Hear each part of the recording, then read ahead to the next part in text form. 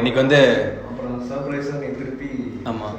So நிறைய பேரோட லைஃப்ல தான் இருக்கு. நிறைய பேர் ஆமாண்டா இதில் சொல்லிட்டுறான்டா. நிறைய பேரோட தாட்ஸ் வந்து ஒன்று நோக்கி இருக்கும். இன்னைக்குமே இல்லாதமே இன்னைக்கு அதிகமாக தாட்ஸ் வந்து ஒன்று நோக்கி இருக்கும். இல்லை சீரியஸாக சொல்கிறேன். ஸோ ஒரு 100 பேராவது மினிமம் விஷ் பண்ணியிருப்பாங்க மனசார. ஸோ இன்னைக்கு நீ நினைக்கிறது வந்து அந்த எனர்ஜியோட கனெக்ட் ஆகி கண்டிப்பாக வந்து அது ஃபியூச்சரில் வந்து சக்ஸஸ் ஆகும். ஸோ பயங்கரமாக ஏதாவது ஒரு விஷயம் உனக்கு ரொம்ப நாள் ஆசை, கை கட்டுற தூரம் ஒரு ஆசை இருக்கும் இல்லையா, அதை நினச்சிட்டு இந்த கேண்டில்ஸை ப்ளோ பண்ணிட்டு கேக் கட் பண்ணலாம். இப்போ தான் ஃபோட்டோ. தேங்க்யூ. சூப்பர்ண்ணா.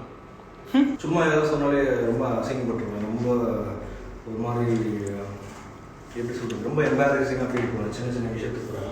பிக் பாஸ்ல ரீசெண்டாக தான் டிக்கெட் டு ஃபினாலே டாஸ்க் நடந்துச்சு. அதில் கார்ல இருந்து சாண்ட்ராவை கமருதீன் அண்ட் பார்வதி 2 பேருமே தள்ளிவிட்டாங்க. இதை பார்த்து பலருமே இவங்க 2 பேத்துக்கும் கண்டிப்பாக ரெட் கார்டு கொடுக்கணும்னு சொல்லிட்டு வந்தாங்க.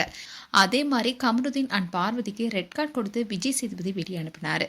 இதில் ஆச்சரியமான விஷயம் என்னன்னா, ரெட் கார்டு கொடுத்ததுக்கு அப்புறமா அவங்க கிட்ட விஜய் சேதுபதியும் பிக் பாஸும் ஒரு வார்த்தை கூட பேசல.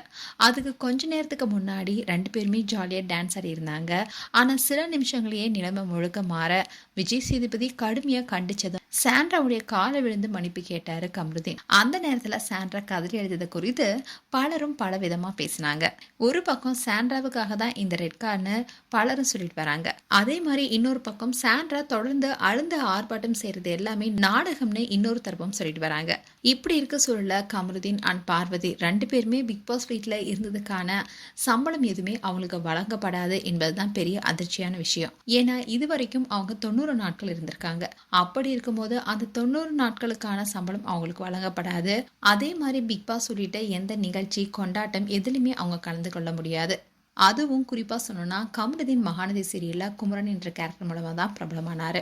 அந்த சீரியல் விட்டு குமரன் என்ற பேரை மாத்தி தான் யார் என்பதை நிரூபிக்கிறதுக்காக தான் கமருதீன் இந்த வீட்டுக்குள்ளேயே வந்தாரு. அப்படி இருந்த சொல்லதான் காதல், ரொமான்ஸ், தகாத வார்த்தை, தேவையில்லாத சில செயல்கள்னால அவருடைய பெயர் கொஞ்சம் கெடவே ஆரம்பிச்சது. இதனாலேயே அவருக்கு நிறைய நெகட்டிவ் கமெண்ட்ஸ் வந்துச்சு. இப்படி இருக்க சொல்லதான் கமருதீன் வெளியேறினதுக்கு அப்புறமா எப்படி இருக்காரு என்ற தகவல் வெளியாகி இருக்கு.